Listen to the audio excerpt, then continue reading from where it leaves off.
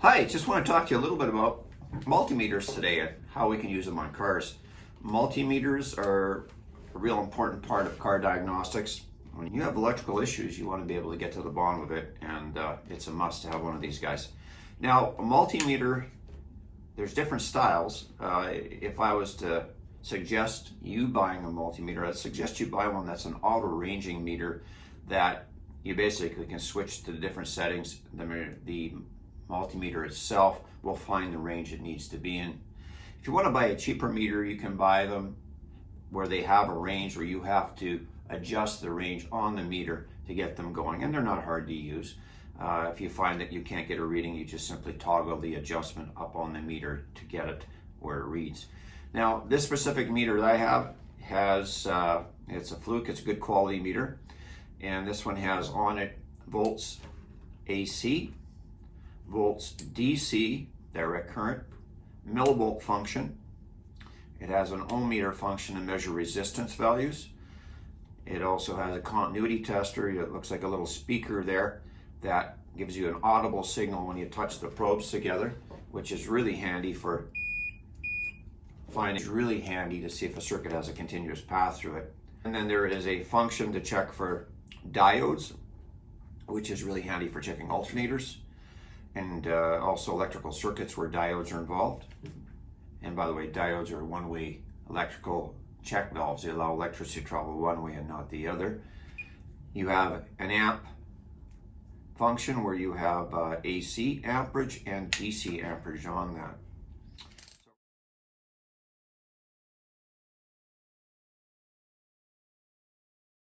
Okay, ohm meters measure resistance in the units of ohms. Now, ohms, the higher the ohms value, the more resistance there is in a circuit. That means electrons can't travel through as easily. I just want to tell you what these numbers mean on this meter and how to use it. So right now, I've just turned on my ohm meter, and you can see on the screen it shows OL. OL stands for out of limit. Now, out of limit means there's no continuous pathway or continuity between my two probes. A no meter sends a little bit of power through one probe and measures what comes back to the other to do the calculations of resistance. Now, when I touch my probes together, and that's one of the tests I always do when I first switch it on, is to double check that my ohm meter reading shows a value very close to zero, and it does. Now, if I take it apart, you can see it goes out of limit. Now, if I take an ohm meter, we can test how it works here. We're going to take just a plain wire, and I can see what the resistance value is in this wire to see if it's good or not. If I, for instance, touch the insulation, you can see that it remains out of limit. It's got such a high value of resistance, I can't read it. If I contact the metal on the other end, on the alligator clip here, we should have a very low reading. In this case, it's very close to zero. It's at 0.1 ohm resistance on that one, so that's excellent. So we can measure the resistance values through those wires. Now, we can measure resistance values through many things. So we can measure light bulbs for the value of ohms across it. Now, the ohms value in a light bulb is usually fairly low. You may see values of somewhere around 3 to 4 ohms. So if we test this one, let's put it on ohms function here. We're using the common port for the black and the ohms voltmeter port for the red. If we touch them across there, we can see that the resistance value in that specific circuit is 0.6 ohms, and that's pretty typical of a light bulb for a signal light, and that's 2.3 ohms on that. So we'll have one, if we have a 2-filament bulb, one of these filaments will be for the park lights of the car, and the other one will be for the signal lights. Likely the lower value one is going to be the brighter one than the higher value one. So there's higher resistance in the regular park light circuit than there would be in the signal light circuit, because we want the signal light circuit brighter. So we know that's good. We can use our ohm meter to check all kinds of different ignition coils. This happens to be one style of ignition coil. Remember, an ignition coil has 2 windings in it. It has a primary winding and a secondary winding. We can check both windings really easily. We can check the primary winding by going across the meter this way and simply reading the values. In this case, we have 1.1 1.5 to 1.6 ohms. If we want to check the secondary winding, we'll go from the positive terminal of the ohm meter through to the center and touch it. I'll move that to the side, and you can see the value internally through the entire secondary circuit is 9.93 kilo ohms. So 9,000 over 9,000 ohms through the center. Now, what do we do with that? Well, you'd want to go to a manual and find out what the values are supposed to be through those circuits to tell me whether or not that coil is good. Now, we can also use that ohm meter to quickly check, for instance, fuel injectors. So if we have a fuel injection system and we want to check the individual injectors, we can go down into the different injectors and touch the little pins in there and read the values. So this has got 12.3 ohms on that one. We can compare one to the other to see how uniform they are. 12.4, 12.2 ohms, and all of these have a complete circuit through it by the looks of it. 12.3 ohms, so all of them are within 0.1 ohms. We can check that against the manual and see what it recommends. So if we ever go to some place like an auto wreckers and we're checking the various fuel injectors, we could see if we got a good one just by bringing ourselves along an ohm meter. We could at least tell if the circuit inside is good. If you have a fuse, you want to check that your fuse is good, and there's all kind of styles of fuses. You can easily go over with your ohm meter and just touch each side. Now you can look at most fuses, see if they're broken. This one isn't broken, but we can confirm that by testing it with an ohm meter. And that one is good. It's showing continuity of 0.7 ohms across it. Now, just going to check block heaters on a vehicle. Really easy to check. And then make sure you go to the ohms values. And all you need to do when you're checking a block heater, since a block heater is a simple circuit of going from one lead down to the engine block through the heater itself and returning back. And of course, there's another one that goes to ground, which we aren't going to just worry about just yet. We're going to contact those two tabs to check if there's an ohms value across. Now, in checking this particular block heater, I can see that I've got no continuity through this one. Let's double check that my meter is good, and it is. So that's telling me that my block heater is actually failing. I should have a continuity reading through this, and I've got I've got out of limit. And out of limit, by the way, means a broken circuit. Generally, a block heater should have a resistance value of approximately 20 to 30 ohms if it's good, give or take a little bit. Okay, another use for ohm meters is for testing for wires, and we have in this case a trouble cord, and we want to find out if the trouble cord is in good shape. So what I can do is use my ohm meter to simply place one probe on one of the leads and go to the other side, and so we know the one wire going through the extension cord is good. We can check the other side as well. We'll just change it over, and we should be able to go to this side of the extension cord to see if we in fact got a good connection. You can check all your different contacts in there to see if you got any breaks inside of that unit. There we go. And by the way, when you see an out of limit, that means there's no continuity through the circuit. We can also check the grounds on our extension cords the same way. And we've got good grounding on that extension cord as well. So, the nice thing about ohm meters, they can check things that you can't see really easily. It's important to note that ohm meters should be hooked up into their circuits in parallel. Do not run power through a ohm meter. It will not give you an accurate reading, and there's potential for damage to it.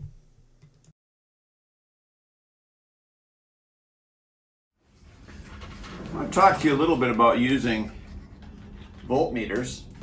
Voltmeters are so important in testing car components. Sometimes you have a component that's not working and you got to trace down where the power gets up to and where it doesn't. So with a voltmeter, we're going to select DC volts over here. We can start by using the voltmeter by placing our one probe on a known ground or a known negative. We'll put that actually right over here. I know there's a known negative there, but I want to see where the power is going to come out. So first of all, I want to test that I've got a meter that's properly working. Shows I got almost 13 volts of power at the source, so that's good. I can actually trace my source power down all the way through the circuit to make sure it's following the circuit, and I can tell where the break occurs in the circuit. In this case, I'm going entirely through my whole circuit following it, and I can say I got power up to there, up to there. And if I don't have any power going any further, it should stop, and it shows that my power is not going further than that switch. And it makes sense because my switch is closed. If I close the switch, I should be able to see that my power is going to track through the entire circuit on there. Now, whenever we take a voltmeter and we go across, so I'll just go across between a few, for instance, go across a light bulb between the power and the ground side, we can actually measure something called voltage drop, how much the voltage drops across that component. Now, because there's ground here, power there, and we should have a full 12 volt drop across that circuit, very close, and we do where the source voltage is, so we have a little bit of a difference between the source voltage and there, but it's very close. So we have a voltage drop across that connection, same from there to there. Now, if we go from across an area that's a solid branch and there's no resistance values, we shouldn't see any loss of voltage across that. Remember, voltage is pressure. We shouldn't see any loss of pressure or voltage across a line that doesn't have resistance. If you're on a straight line where there's no resistance value or load in it and you're ending up with a voltage drop, that means somewhere there's a loss of integrity in that line. And in this case, that line looks good. We can check our connections that way. Let's check that connection over here. It's got a tight screw on it. Now, if I sensed any resistance value in there, the voltage drop would pick it up. Just remember that voltmeters are connected into the circuit in parallel. Using our multimeter on a battery, really easy. We're going to select DC voltage. And again, we're going to use the common port for the black and the red, the voltometer port. Stay away from the ammeter port. If we put that red lead on the ammeter port for what we're doing right now, we will damage the fuse inside of that. And some of these fuses can be quite expensive inside of a multimeter, so be careful. Now, all we're going to do is on DC voltage, we're going to go across the battery. And when we're checking batteries, we want to have a voltage of about 12.6 on a fully charged battery. Now we're sitting at about 12.53, so that's pretty good. It's within 0.07 of its ideal range. So anything that was on for a little bit, like lights or etc., when the key's not running, can bring the battery voltage down. If you charge a battery, it should come very, very close to 12.6 volts.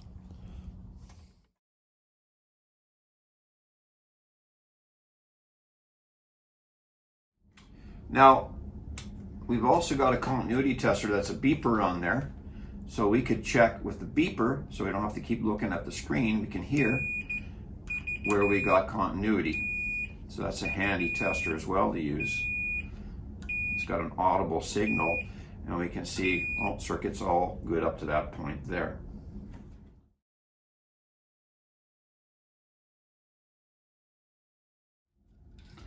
Okay, now we've got a simple light circuit here. It's got a fuse in it. We've got a switch over here to turn the lights on and off. We can switch from left to right side on this particular one. And when I put a circuit on like that, sometimes it's useful to know how much current is going through a circuit. For instance, let's pretend you had a circuit that kept blowing fuses and you can't figure out why it's blowing fuses, and you want to determine, well, how much amperage is that circuit taking? In this case, I have a 10 amp circuit, and if it's blowing the fuse, then it's drawing more than 10 amps. In this case, it's not, but how would I check for amperage in a circuit like this? An amp meter, you have to connect it differently than you would an ohm meter or a voltmeter. Whenever you use a voltmeter or an ohm meter, you connect your ohm meter to the circuit in parallel. But in an amp meter situation, you need to actually break the circuit and insert the amp meter into the circuit. So we'll power the circuit up now. Now, for me to make this circuit work, first of all, I have to take my amp meter and change my leads to the amp meter side where it says fused. And then what I'm going to actually do, I'll power that up and put it on amp meter DC in this case because we're working on a DC circuit. If I was to hook this in parallel across the circuit like this, I would blow my meter. So you cannot go across a power circuit. You must be inserted into the circuit. Once more, I'm breaking the circuit. So it's critical when you insert an amp meter that you're inserting it in series to the circuit. All the power must go through the meter. And you can see here our measurement is coming in at a little over 4 amps in this case. Now there's another type of meter we can use. It's got what they call an amp clamp on the end. And the beauty of using an amp clamp style meter is the meter just simply clamps around the wire. And we're going to set this on amp meter onto it and we'll record it. It shows 4.4 amps. So pretty close to the other meter, off slightly from the other one, but that's how an inductive meter, amp meter works.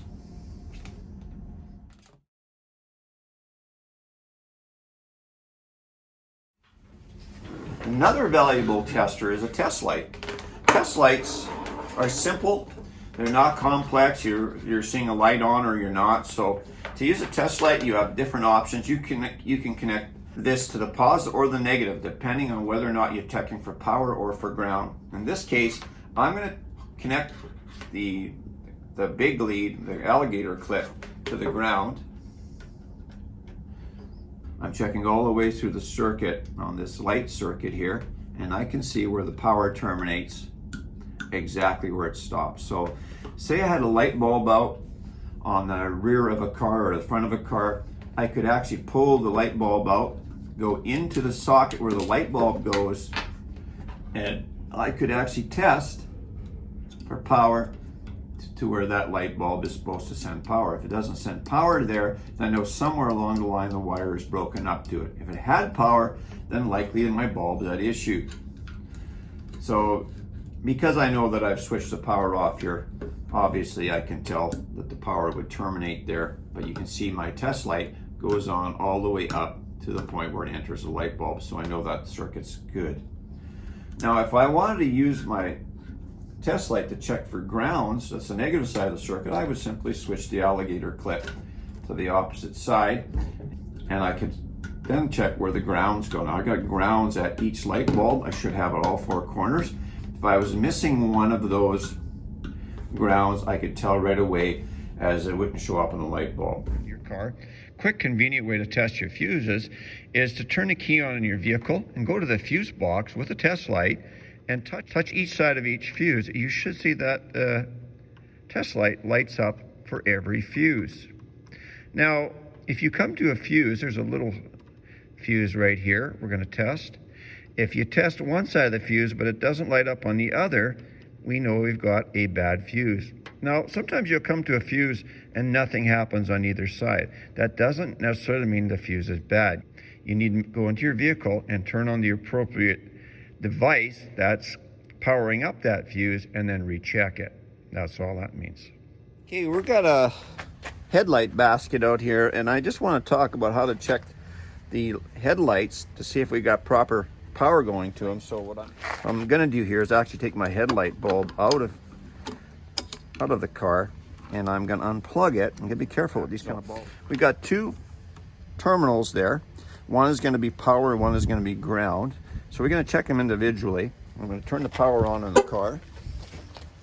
So I got the headlights on, and what I'm going to do is take my test light. I'm going to find a good ground on the car. Now I could go directly to the battery is ideal, but if you got a good known ground, either on an engine block or a frame member somewhere, I think I've got a good bulb. I think I've got a good ground here. I'm going to connect onto it. And I'm just going to touch. So I got power to that one there. And I'm also going to check to see if I've got a ground. Now to check for grounds, I've got to power up this light. So I'm going to go to the power on the battery, and then I'm going to check. Because my alligator clip is connected to positive, I can now touch to see if in fact I got also grounds on there. So I got both positive and negative on this one. So I know that I don't have a power issue or a ground issue, so my bulb must be at fault. Now remember, you can confirm that you got a bulb issue just by using an ohm meter across those two terminals, and if you've got continuity showing up on your meter, then you know your bulbs are good.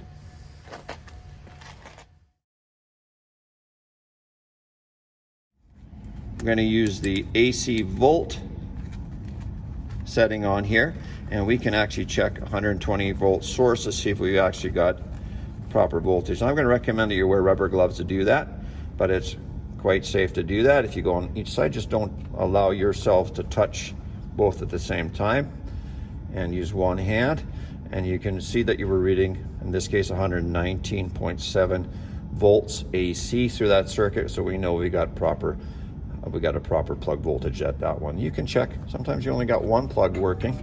You can check each one to see if it's properly supplying, and it is. So another use for your multimeter.